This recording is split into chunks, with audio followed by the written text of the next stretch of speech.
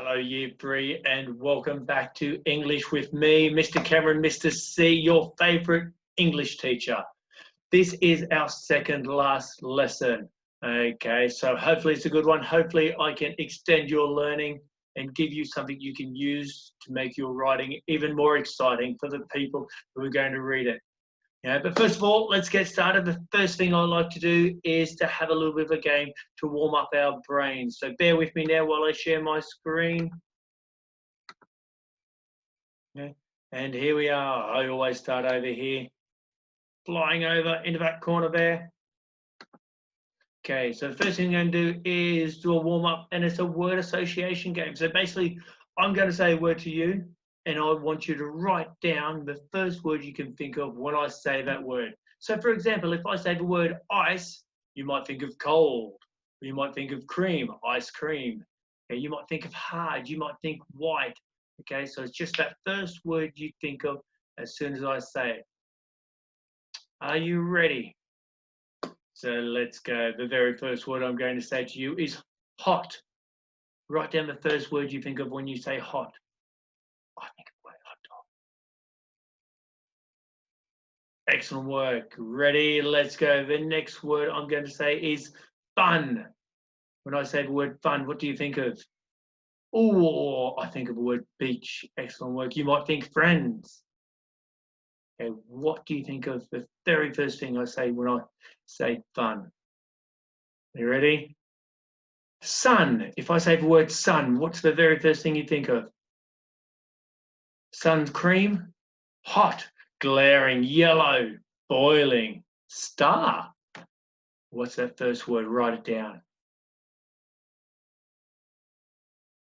Okay, my next word is going to be wolf. If I say the word wolf, what do you think of? Howl, moon, a wolf pack. Excellent work. Okay, write that down. Okay, the next word I'm going to say is family. If I say the word family, what do you think of? Oh, mum, dad, brothers, sisters, holidays. Excellent work. Okay, that's word association. Okay, and it should just help you start thinking of different words that you can think of and that you associate with those key words. So let's get back into sharing my screen. Okay. So today I'm going to have our first lesson of being able to write using direct speech. Okay, so you might have learned this already, and if that's okay, if you have, this will just give you a better idea about what to do. So what do we know already? So from yesterday's lesson, we know that there's two ways to let readers know what a character is saying. That's direct speech and reported speech. Direct speech uses speech marks or inverted commas and tells us exactly what the character of a person is saying.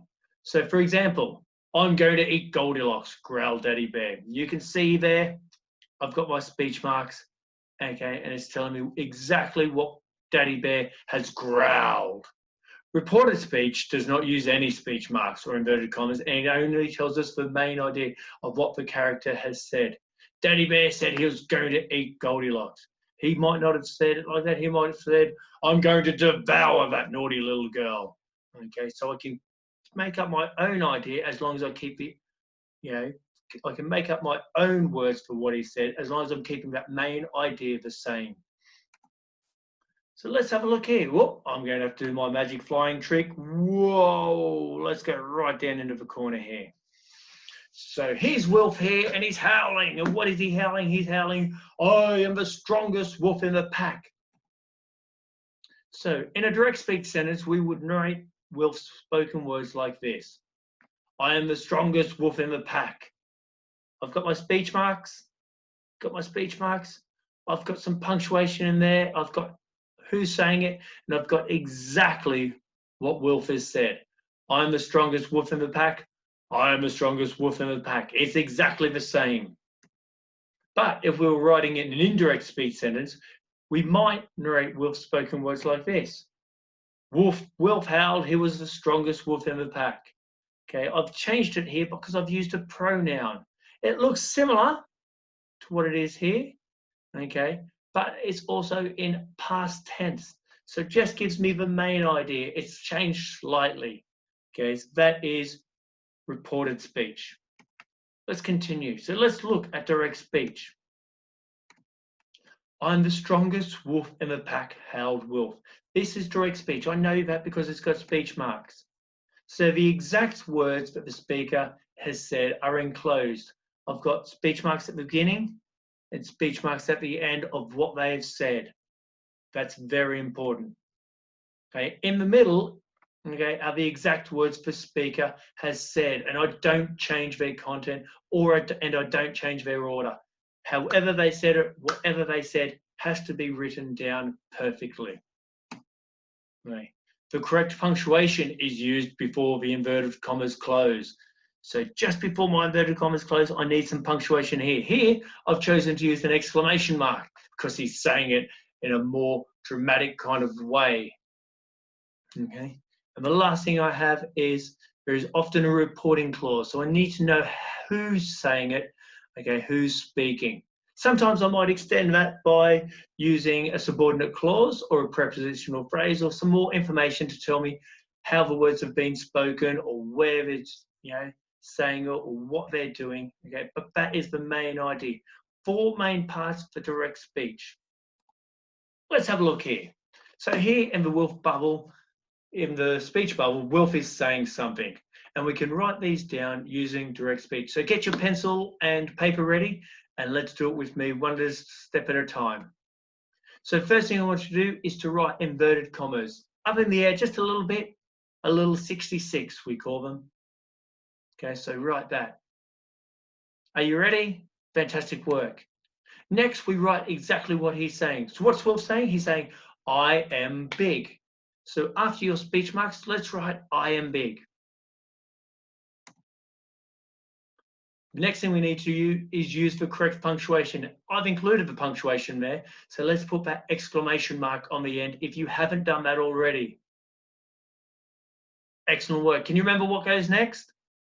I open my speech and now I have to close my speech. So now put your speech marks again up the top so you've got exactly what Wolf was saying in between those speech marks.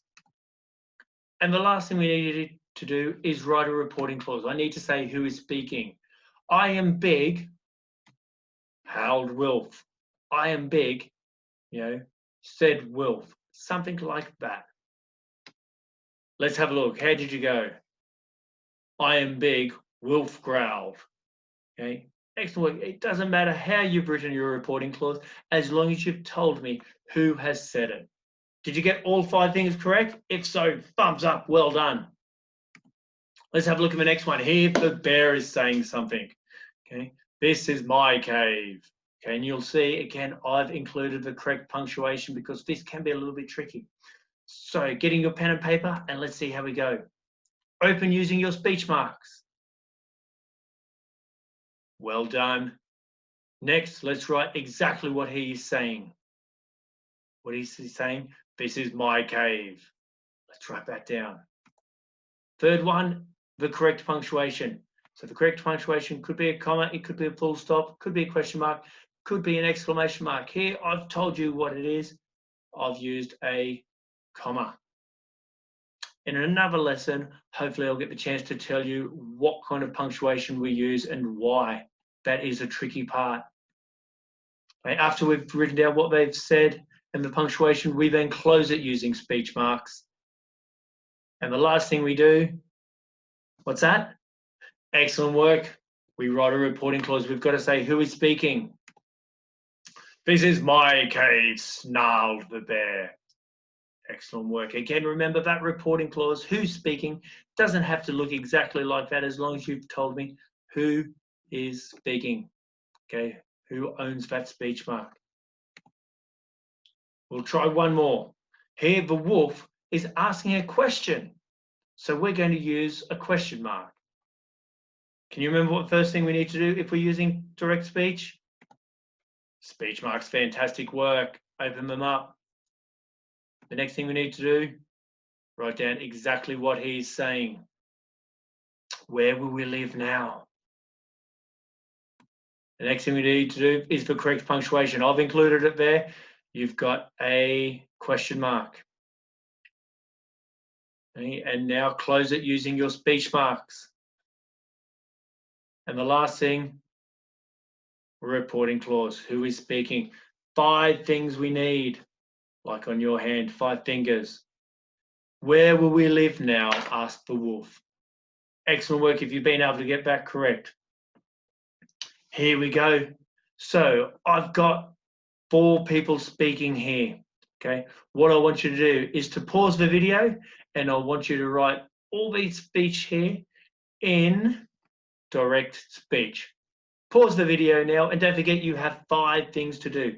Open your speech, write what they've said, punctuation, close your speech, reporting clause. Good luck.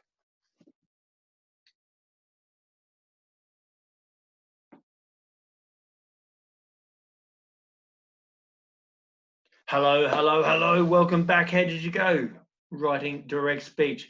Let's have a look. So let's check your direct speech. Okay. 5 things we needed to remember. Have you opened using a speech mark? Excellent work. Have you written exactly what is being said? Well done. Did you use the correct punctuation? I think I only put punctuation on one of them. Okay, it's okay if you made a mistake. We can come back to that in another lesson.